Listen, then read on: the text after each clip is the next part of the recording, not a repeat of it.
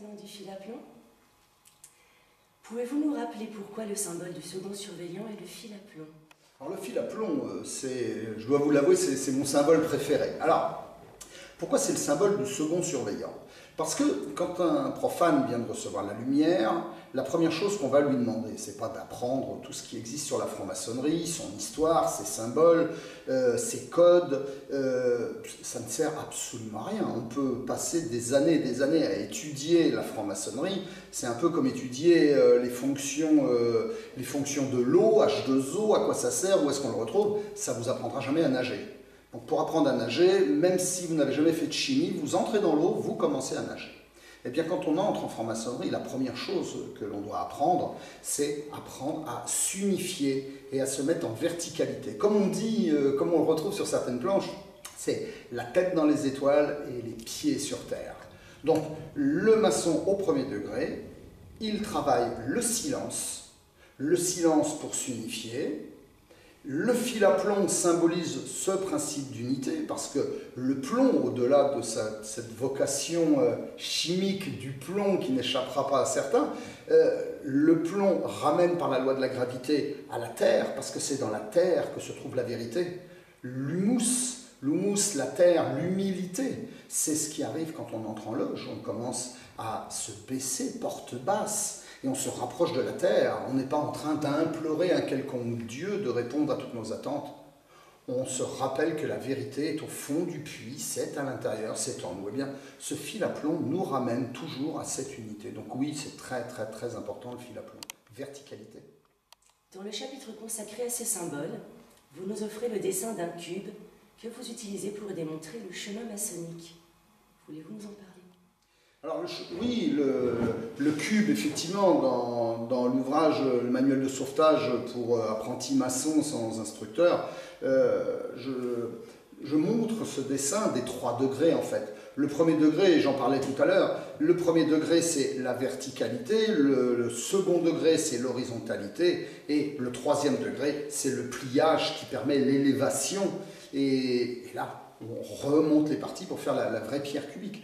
Eh bien, la problématique d'une loge où il n'y a pas de travail sur la spiritualité au travers des symboles, mais un travail de la compréhension, on fait des gens très très intelligents.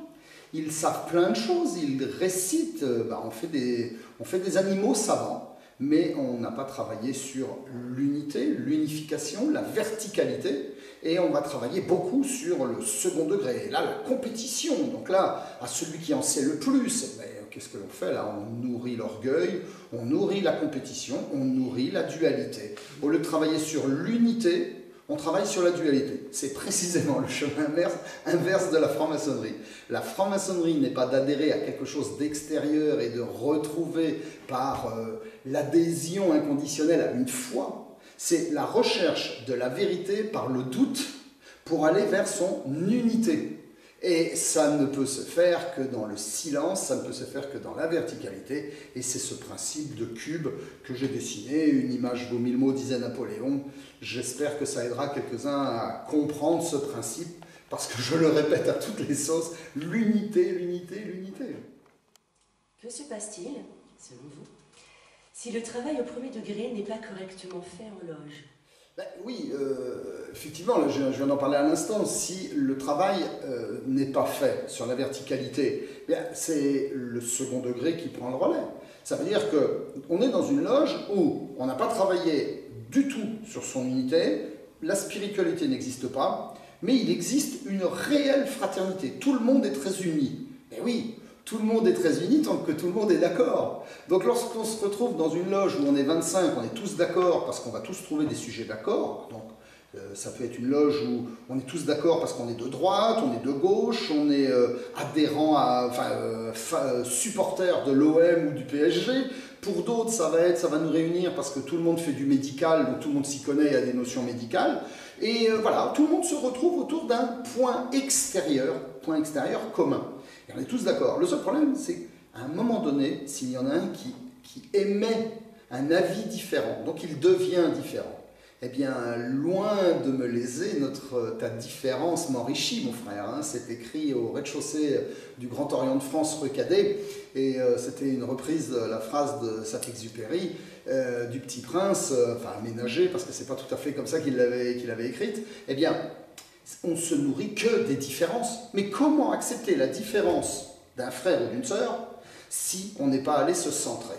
Eh bien, pour commencer à courir et à aller vers l'autre, il faut être capable de marcher. Et pour être capable de marcher, il faut être tombé de nombreuses fois, s'être relevé plein de fois, et toujours, sans jamais renoncer, aller s'élever vers le soleil dans sa verticalité. Et à ce moment-là, on n'a plus de risque parce que personne ne peut nous faire tomber.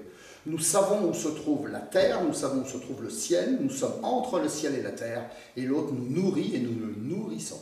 Donc une loge où on serait tous d'accord pour faire autour d'un point commun, ça s'appelle une université. On va à l'université, tout le monde est d'accord pour dire qu'on fait des sciences, de la chimie, de la philosophie. Il n'y a pas besoin d'appeler ça une loge maçonnique. Si le fil à plomb obéit à la loi de la gravité, à quelle loi le maçon doit-il obéir puisque vous semblez affirmer que la franc-maçonnerie n'est pas dogmatique? Ben oui, le fil à plomb obéit à la loi de la gravité, et le maçon, lui, doit obéir à quelle loi? Mais il obéit aux lois de l'univers, il obéit aux lois de lui-même quand il s'est verticalisé, qu'il est dans le respect de l'univers, il est dans la conscience, parce que c'est par sa conscience que le maçon est relié au divin. C'est écrit dans mon rituel et dans plein d'autres. Donc ça veut dire que l'humain qui se verticalise, qui est dans la conscience de ce qui l'entoure, il ne peut plus faire de mal à son voisin gratuitement. Ça ne veut pas dire qu'il va prendre une gifle de la joue gauche à chaque fois qu'on lui en aura mis une de la joue droite. Non, non. Il prend une gifle de la joue droite, il réfléchit, il intériorise, il rentre dans la conscience du pourquoi ça lui est arrivé, il élève sa conscience, se remet en position, peut-être va reprendre une autre gifle comme il est tombé avant d'apprendre à marcher. Eh bien là, le maçon obéit à quoi? Il obéit aux lois de la vie, tout simplement. Les lois de la vie sont des lois pour certaines immuables. La gravité, ça fait assez longtemps qu'elle existe, depuis le Big Bang. Les lois de l'amour aussi. Alors c'est un peu bateau aujourd'hui parce que c'est utilisé, mais les lois de la lumière, il existe tout un tas de lois contre lesquelles on peut essayer de lutter. Sauf qu'on va essayer et on se fatigue d'abord, et puis on est bien seul. Donc le maçon, il apprend à vivre avec les autres, il apprend à vivre dans ses différences, et il apprend à aimer ses différences, à aimer les différences de l'autre. Quand on apprend à faire ça, on travaille tout simplement sur sa peur. Et travailler sur sa peur permet d'aller vers l'amour. Et ça, c'est pas évident, parce que déjà, c'est l'acceptation de ce qui est différent. C'est d'accepter que la dalle ne soit pas de la même couleur, comme sur le pavé mosaïque. Que serait selon vous la franc-maçonnerie si le second degré n'existait pas? Alors, oui, le second degré en franc-maçonnerie s'il n'existait pas. Tout à l'heure, on a émis l'hypothèse d'une loge, et il en existe quelques-unes malheureusement. C'est pas rigolo du tout, même si je le dis en riant, c'est qu'il y a des loges où le degré d'apprenti n'existe pas. Les apprentis sont tout seuls, apprennent tout seuls, et puis apprennent même rien du tout dans certains cas, et vont directement au second degré, deviennent des compagnons. Et que se passe-t-il dans une loge si justement il n'y avait pas de second degré? Ça veut dire qu'il n'y a que de la verticalité, on ne travaille que sur la spiritualité. Eh bien, on aurait une loge de maçons qui travailleraient seuls, qui seraient forcément dans la négation des autres, puisque le travail à l'autre ne peut se faire qu'au grade de compagnon. Compagnon inclut forcément deux maçons, alors que l'apprenti, lui, est seul. Donc nous avons tout simplement, ça s'appelle un monastère, monos, l'homme seul, et nous aurions des maçons qui travailleraient seuls, dans leur spiritualité, merveilleux. Je dis merveilleux, oui, jusqu'au moment où le problème, il rencontre quelqu'un. Et c'est là où les problèmes commencent. Parce qu'on peut être dans un monde merveilleux quand on est dans une grotte, mais lorsqu'on rencontre l'autre, il nous sert de miroir, nous renvoie une partie de nous-mêmes. Et c'est là que le travail commence, c'est pourquoi le deuxième degré est important. Avant d'aborder dans les prochaines vidéos chacun des 10 symboles, nous pouvons déjà les citer. Le travail sur la pierre brute, le soleil et la lune, le pavé mosaïque, le fil à plomb, le silence de l'apprenti, La lumière, des ténèbres du néophyte à la lumière donnée à l'initiation. Force, sagesse, beauté. Le delta lumineux, le cabinet de réflexion et le nombre 3. Nous nous retrouvons dans quelques minutes pour aborder les spécificités de chacun d'eux. À tout de suite.